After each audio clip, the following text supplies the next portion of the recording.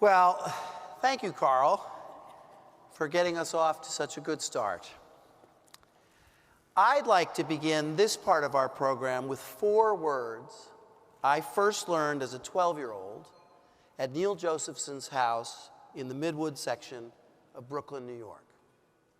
These 4 words evoke the suffering of yesterday and the hope of tomorrow. Next year in Jerusalem.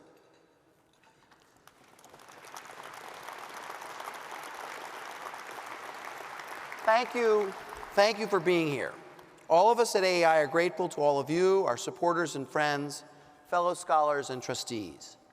It is a very good thing to gather together at this pivotal time for our country. And we are here tonight to honor Paul Gigot, an outstanding journalist and American public intellectual, and also a steadfast friend of AEI. Paul has captained the editorial pages of the Wall Street Journal since 2001. As Vermont Royster, who had Paul's job during the 1960s, was fond of saying, the Journal is the only newspaper that people buy for the editorials. And all of us at AEI commune with those editorials on a daily basis. And when we do, we commune with Paul Gigot. Under Paul's leadership, the Journal's editorial pages have defended without compromise the American tradition of freedom and ordered liberty against all opponents, whether from the left or from the right. And he's defended these non-negotiable principles, which are also our principles, with common sense, optimism, panache, and wit. As the Journal editorial page has recognized, its commitments to, quote, a tradition of vigorous, reasoned discourse and the principles of free people and free markets are more important than ever in what is a culture of growing progressive conformity and intolerance.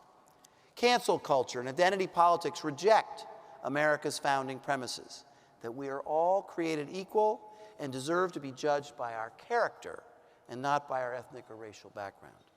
As major media outlets and culture institutions succumb to woke ideology, we are lucky to have someone like Paul exposing identity politics for what it really is, crude political tribalism. In Paul's words, a politics fixed on indelible differences will inevitably lead to resentments. Now, it pains me to say this, but elements of the right are increasingly just like the left in their rejection of America's founding principles for the politics of grievance. If the left sees white privilege and racism under every rock, the fevered right talks of nothing but stolen elections and the deep state. The call for open borders on one side is matched by scapegoating of all immigrants on the other. A desire for government to pay for everything on the left is matched by the resistance on the isolationist right to pay even for a war that keeps the flame of freedom burning in Europe.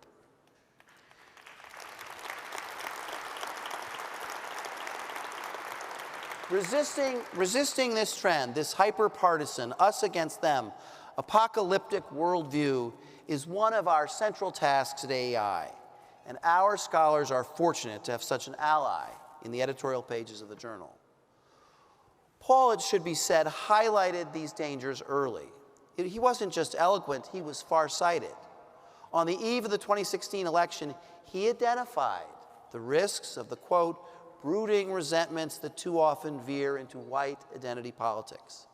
That same editorial warned that candidate Trump's, quote, bromance with Vladimir Putin's is especially troubling.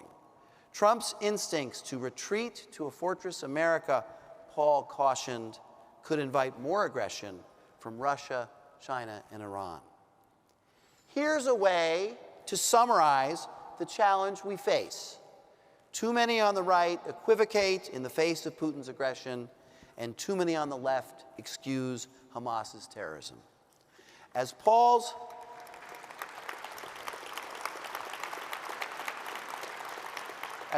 editorials make clear, these threats demand moral clarity and total commitment.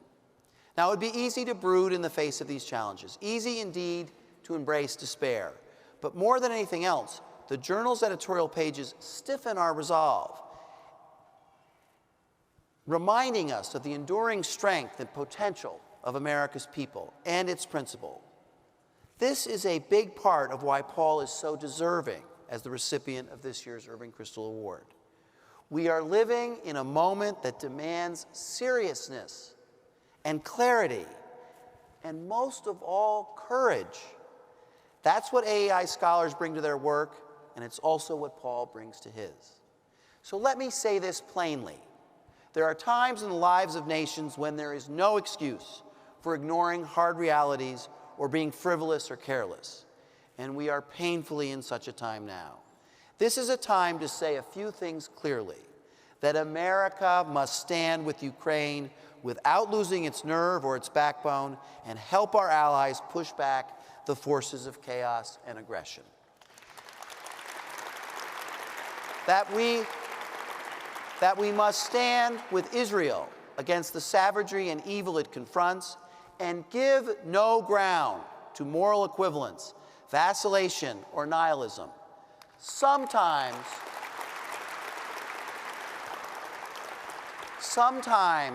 peace just simply requires victory on the ground. That we must confront and oppose anti-Semitism, which has reared its ancient ugly head again, and must see clearly that defending freedom and opposing violent bigotry are the same fight for the same cause and are equally and totally essential. And more generally, that we must see the world with clear eyes, without despair and without wishful thinking, but with a confidence rooted in our faith in our Constitution and in America's long-proven ability to overcome even the toughest challenges. These commitments and values are a hallmark of Paul Gigot's work. America is lucky to have such an unwavering advocate for freedom, limited government, human dignity, and American leadership. And we at AEI are grateful to have such an admirable ally in the fight to defend these principles. So I now invite Paul Gigot to the podium to thank him for all that he has done for our country.